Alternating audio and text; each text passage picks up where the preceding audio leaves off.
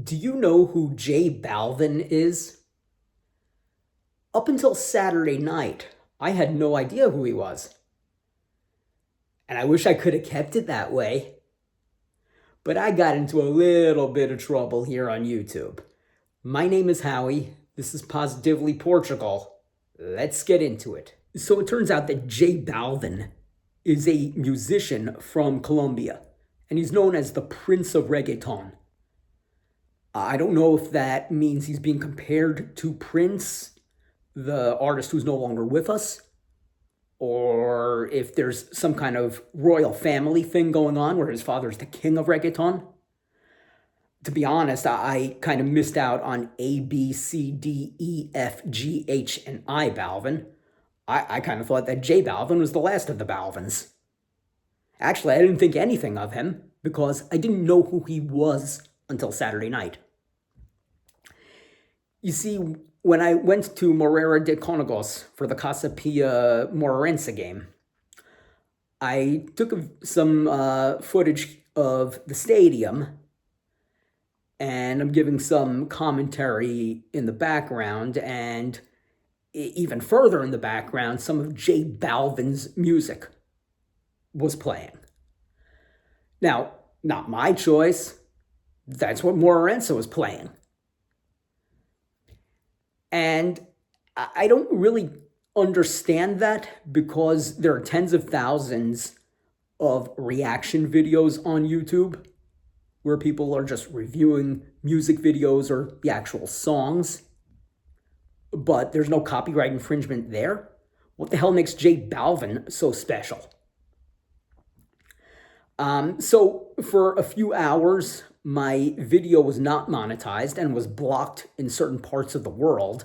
I know that because I got an email from YouTube, and I was given the choice of how to get this fixed, and YouTube, of course, was going to do it for me. I could just remove the segment. I could remove the entire audio. I could remove just the music but keep the audio. And I thought, hey, that's a win. I'll take that.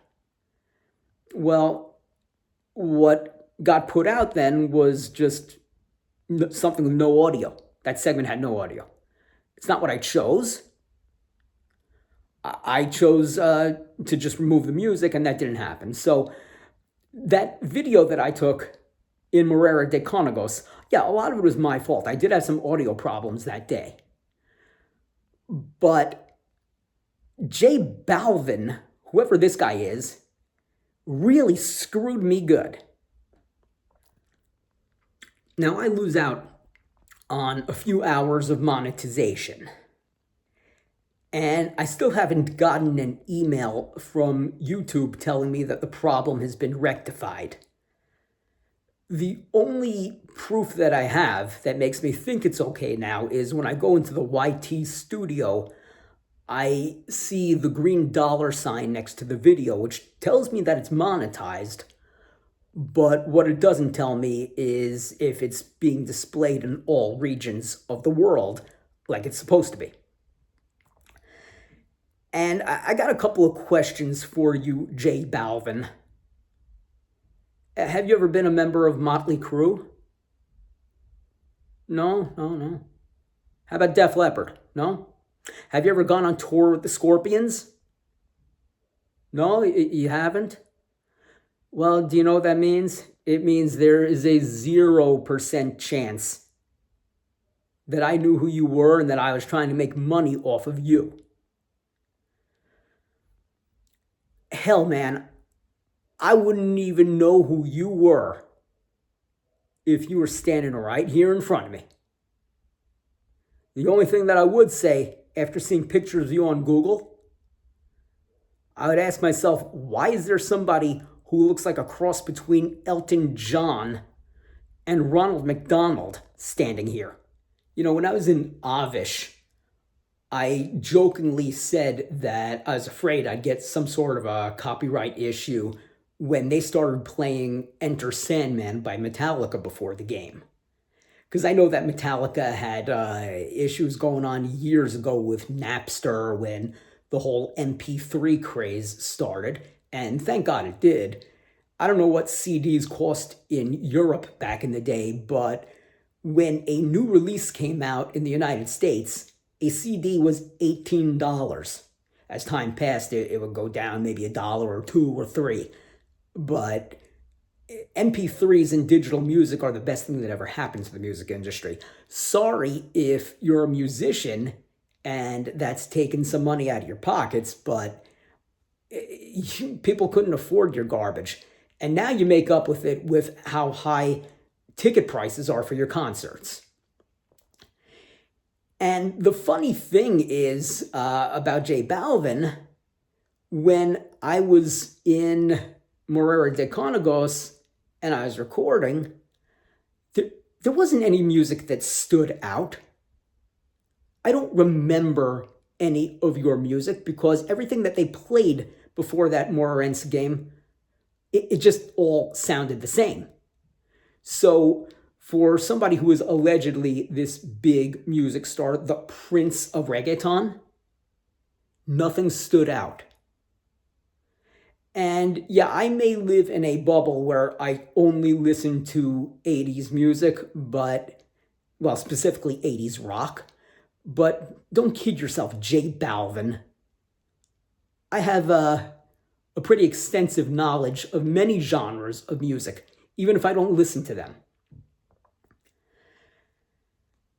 So for you to think, or your management team, or your legal team, to think that any YouTube video out there that has your garbage music playing in the background, and make no mistake about it, your music is garbage.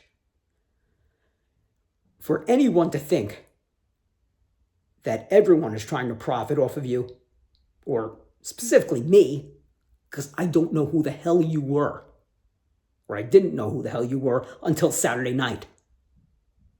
That's crazy. That shows that you have an unmatched opinion of yourself. It's kind of like when somebody makes the decision to run for president of a country. And I think it was Chris Rock, the comedian, who said, how big of an ego do you have to think that, yeah, I should be in charge, I should be running things here? Well, that's kind of the opinion that you obviously have of yourself, Ronald McDonald. So, J Balvin, I want to make this very clear in both English and Spanish. J Balvin, escúchame, payaso. No sé quién eres. No quiero saber quién eres. No me importa tu música. Ahora vete a la mierda con Grimace, Hamburglar y el Mayor McCheese. I hope I never have to make this kind of video again. If you want more videos about moving to Portugal, the process of getting there, Portuguese football, anything Portugal related, please like the video, leave a comment, subscribe, hit the bell for notifications. These are the best things you can do to help a content creator on YouTube. However, if you want chicken McNuggets, go find J Balvin. I want to thank you all for watching, and screw off, J Balvin.